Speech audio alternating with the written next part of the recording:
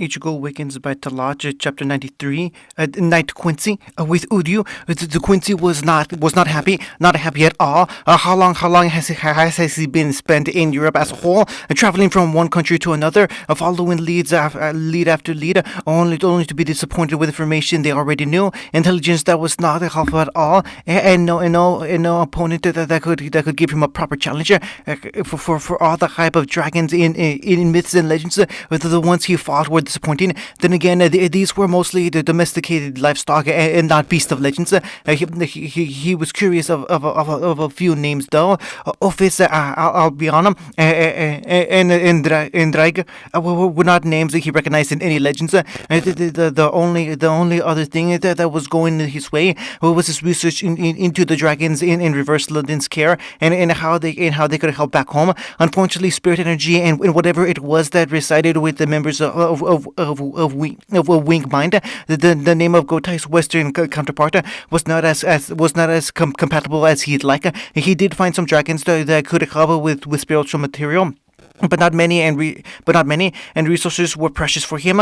But he did manage to create a very powerful weapon with what he had. He was in a taxi when he pulled out the revolver he made.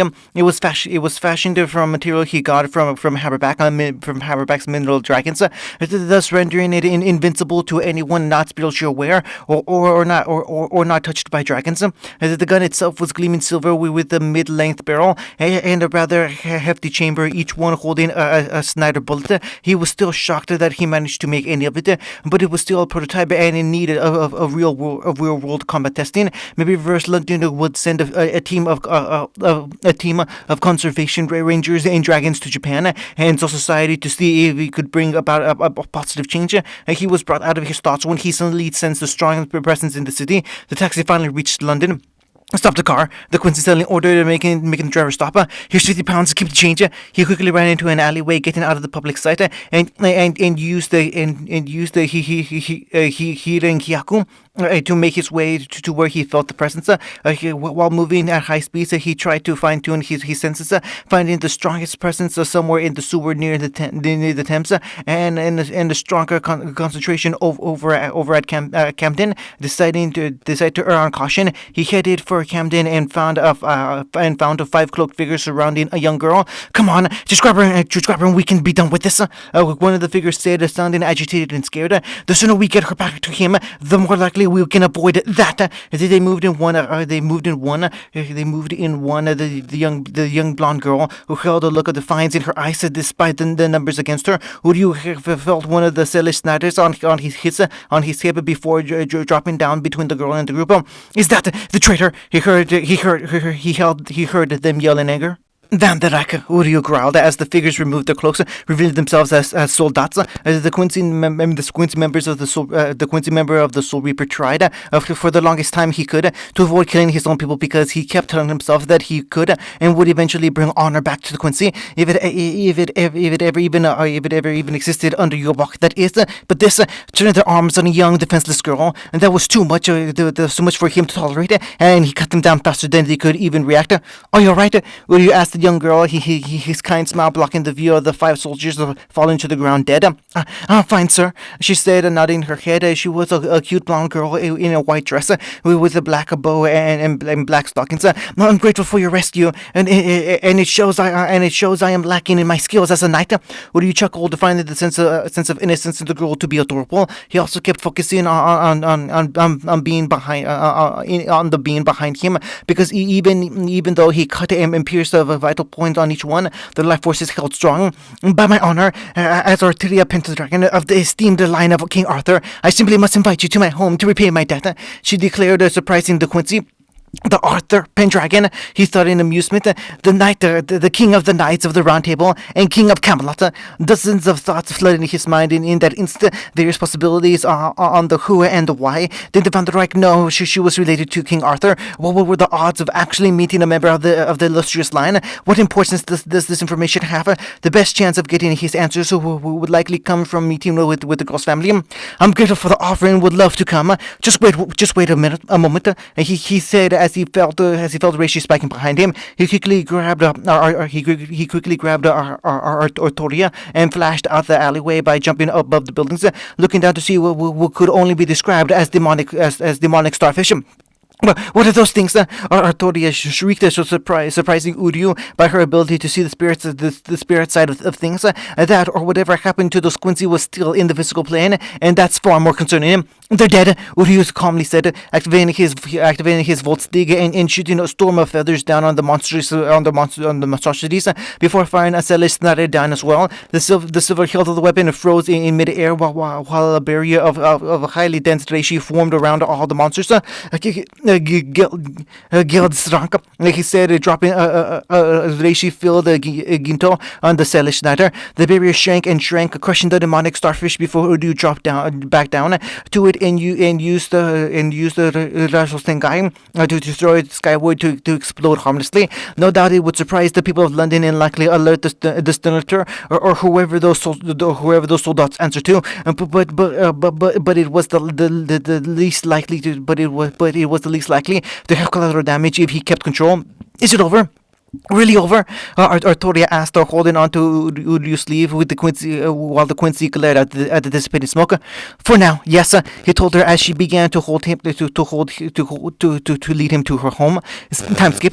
It all seemed to pass by in a flash for the Quincy, going to Artoria's house and joining the family for dinner. Artoria was excited to introduce him to her family while also trying to project an air of confidence and strength, kind of reminding him of Ichigo when they were younger. He also met the rest of the Pendragon family. Artoria's twin brother Arthur, little sister Lefay, and parents held up and Lila Pendragon.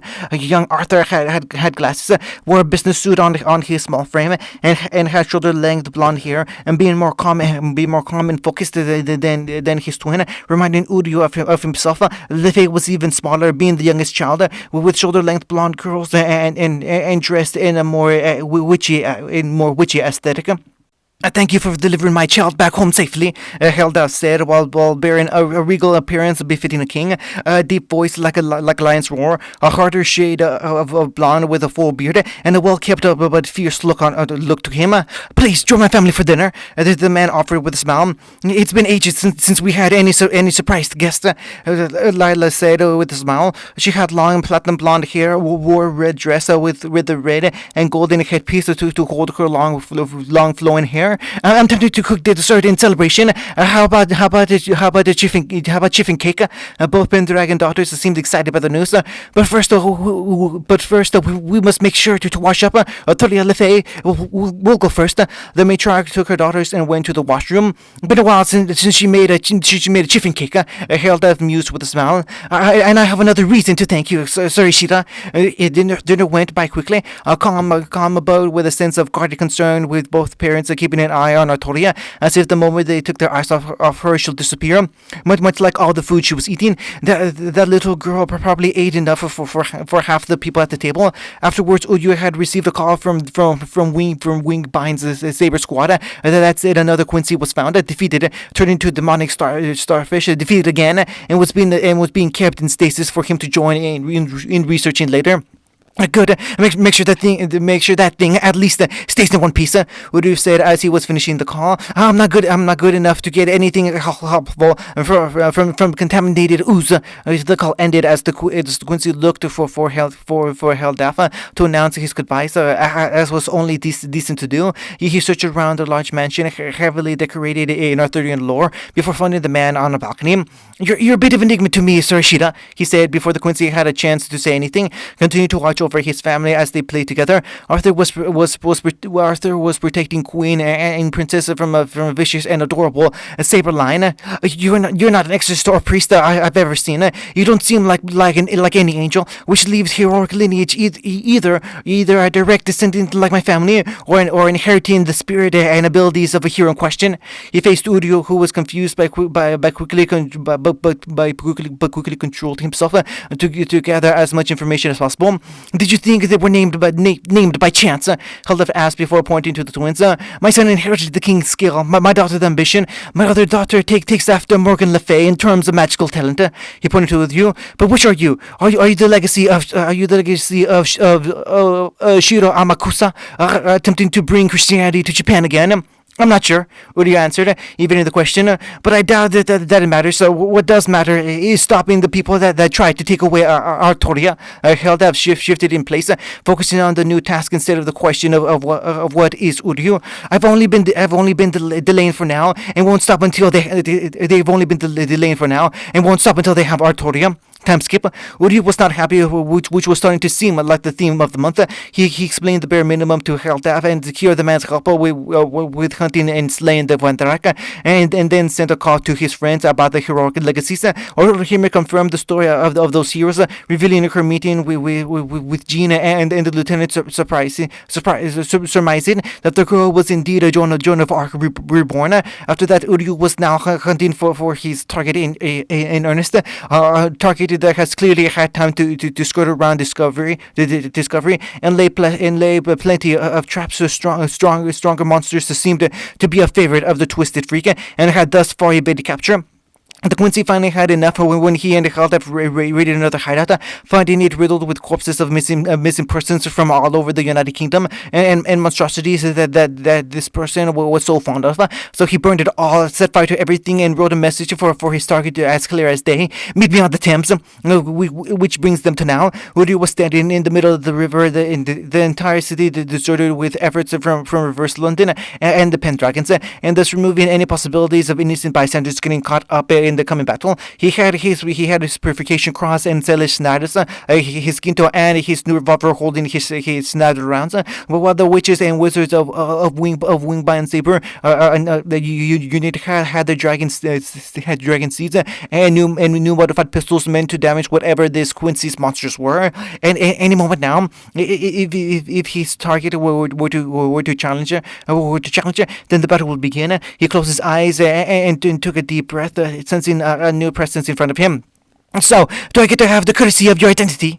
Uryu asked, opening his eyes to see his enemy. The man had a young face, large and bulbous eyes, shiny pale skin, had combed back black hair, was tall and had a hunch that he had a build worthy of a warrior. He wore heavy black robes with a large cassock around his collar, but the oddest and most haunting item on his person was the book in his head. The item itself was pulsing with reishi and smelled more foul than anything he had encountered before. The man before him smiled and gave a slight and mocking bow.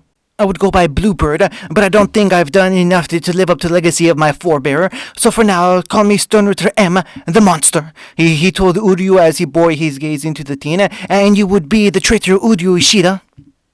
The lieutenant didn't answer the provocation, instead thinking back to where he heard the name of Bluebird. Bluebird, if I remember my history correctly, that was the character inspired by the French knight Gilles de Rais.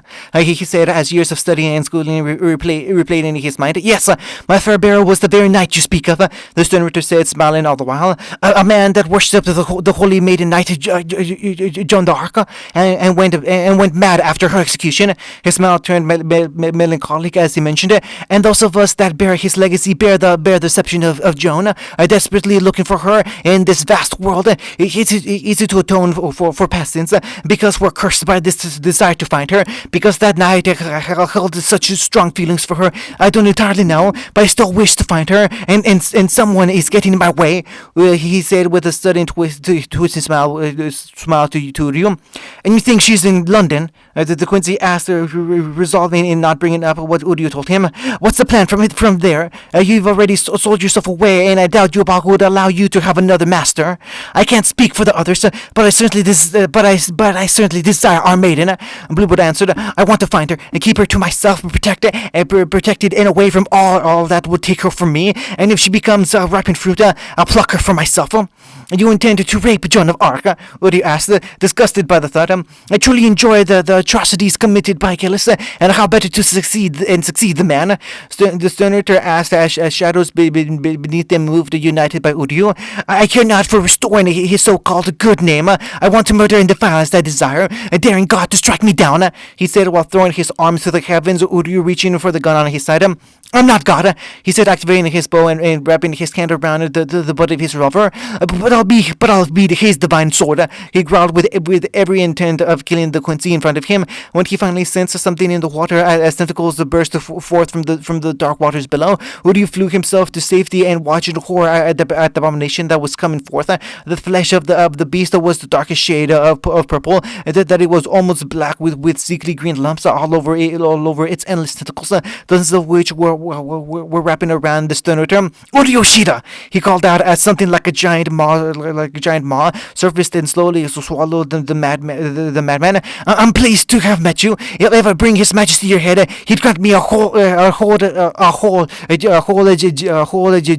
jeered me a group to hunt down the holy maiden. Now order you the traitor, die so that I may finally accomplish the ambitions of Gilles de Rice. He cried out as the monster continued to rise and more tentacles appeared. The main body even looked like a giant squid tentacle. The whole thing was more akin to a Lovecraftian abomination than anything that should rightly exist. Woody watched on in shock before taking a breath to calm himself. Keep your focus, he told himself as he readied his bow, a solid white and blue four-pronged bow that vibrated with energy. His phone started to vibrate, prompting Uri to answer. Hey, you have a plan you have a plan to kill this thing, right? He heard Spangle Nini ask, unable to mask her fear. Herself and Noel and Nihashi were promoted to Saber Squad after Uryu brought them along to put down a nest of hidden black dragons, and then gave his recommendation. I guess his veteran status as a combatant was respected among the higher-ups of Reverse London. They needed now more than ever. Our guns were modified to kill those smaller starfish things. Not whatever that thing is. I might have one, Uryu admitted. Not as good a time as any to test my Snyder rounds, but I'll need a clean shot. Think the whole of the sabers can whittle that thing down enough for me to find the bastard, not that thing. We can try. On your mark. As she returned to Urdu, activated his Volkswagen and flew up to the midpoint of the monster's height. He took aim and shouted, "Now!" He unleashed a barrage of arrows. The bluebird's monster, flaring his buzzing wings to shred any tentacles that got too close to him. Meanwhile, from all over London, members of Wingbind came flying in on the broom buggy dragons and began shooting at the behemoth. The good news was that the modified weapons were still effective against the creature, blasting off bits and chunks, and some managing to serve entire tentacles. But the immediate bad news was that the monster easily and immediately regenerated the damage. It can heal. That puts us at an extreme disadvantage.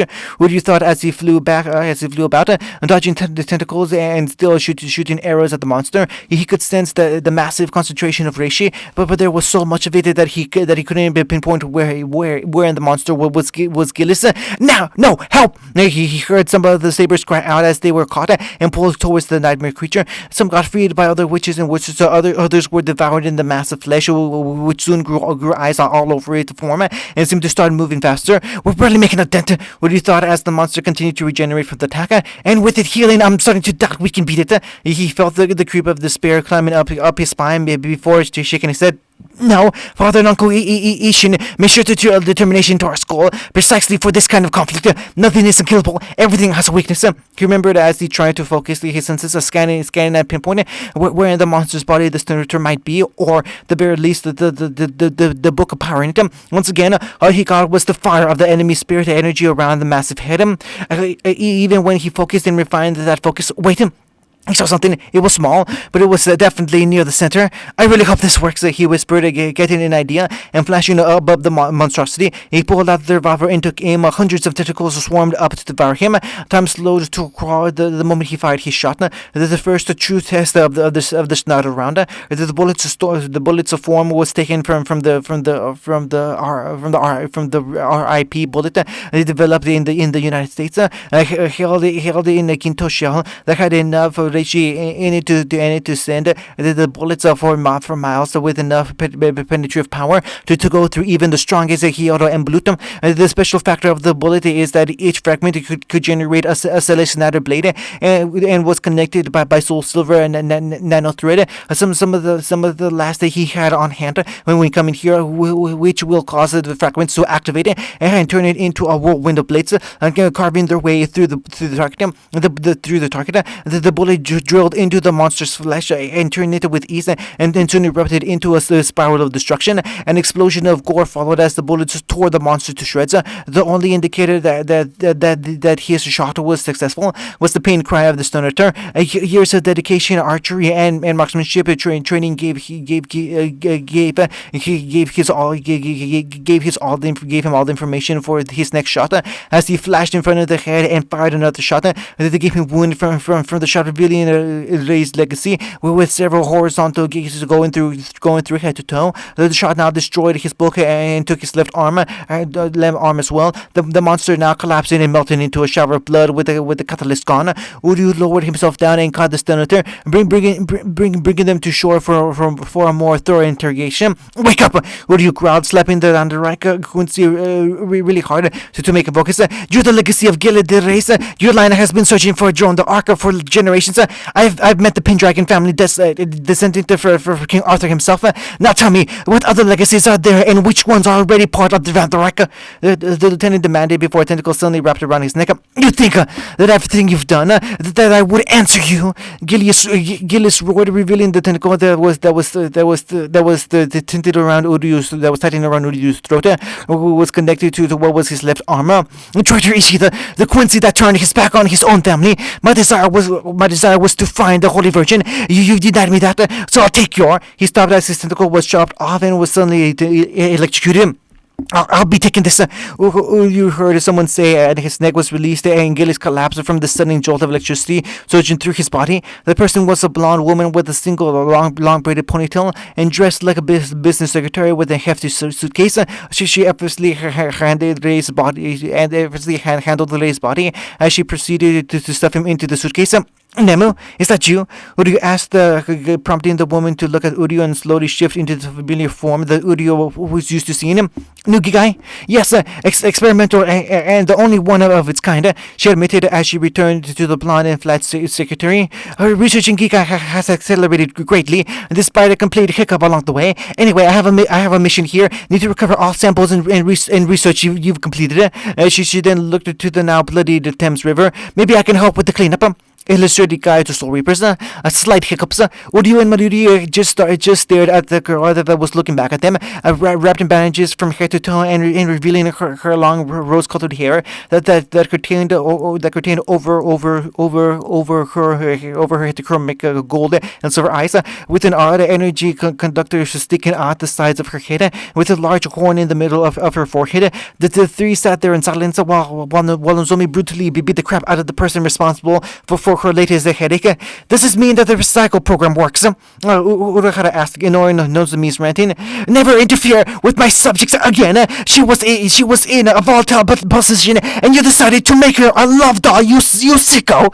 She roared as her fist beat the man every other word. "Yes, just." Don't expect her to be smarter than an attack dog. This jackass, though stupid and silent, was all that mattered for his aims. Then he fired. Maruri finished examining the new Matsol. "Drop it off to my playground later. What are we calling this one?" The jackass renamed the file Sex Doll M1. Nozomi answered, coming over after knocking the guy unconscious.